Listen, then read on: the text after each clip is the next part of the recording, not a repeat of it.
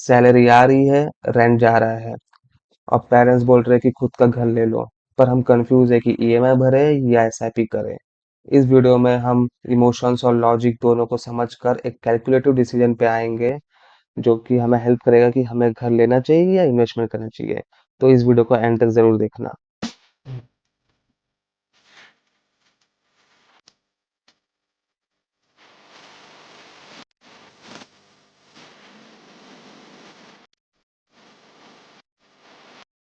Hello everyone, welcome back to Smart Well Daily. मेरा नाम है सीए वैभव सिंह और आज हम बात करने वाले हैं एक ऐसे क्वेश्चन की जो हर एक मिडिल क्लास फैमिली में और या फिर हर एक सैलरीड एम्प्लॉय के दिमाग में चलते रहता है, जिसकी सैलरी 50,000 के ऊपर पहुंच जाती है। वो क्वेश्चन आने लगता है दिमाग में कि हमें घर लेना चाहिए, घर लेके ईएमआई भरना चाहिए या फिर हमें इन्वेस्टमेंट करना चाहिए।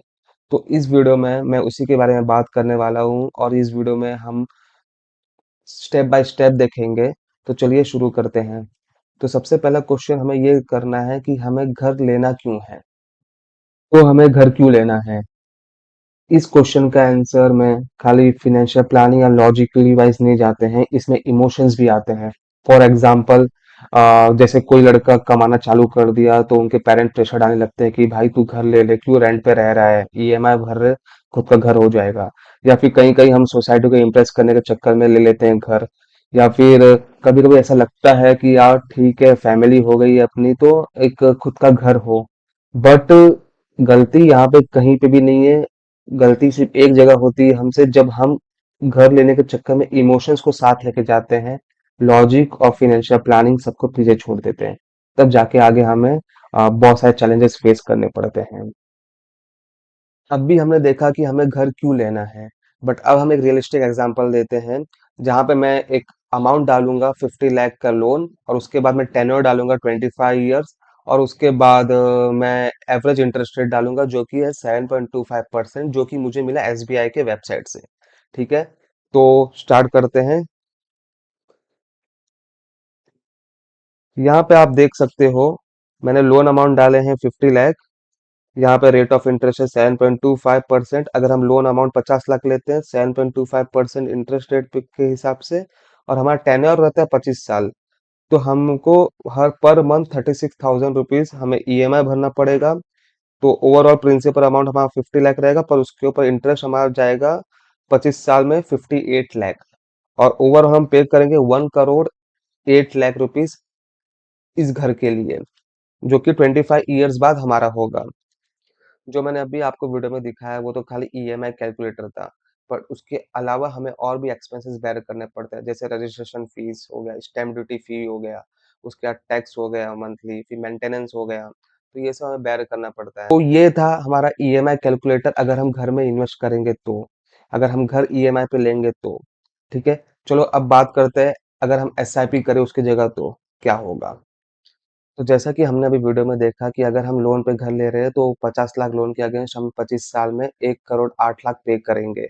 और वही मैं एसआईपी की बात करूँ तो वही जो ईएमआई पे कर रहे थे हम अराउंड 36,000 को, उसको अगर हम इन्वेस्ट करेंगे 25 साल तक तो क्या वैल्यू निकलती है, चलिए देखते हैं।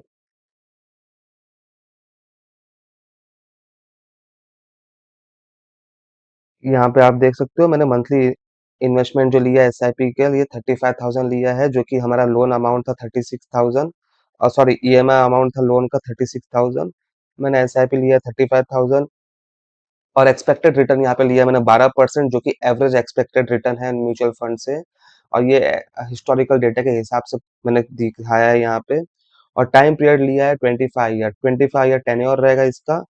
तो हम देखेंगे कि 35,000 अगर हम 25 ईयर्स तक भरेंगे तो हमें कितना मिलेगा।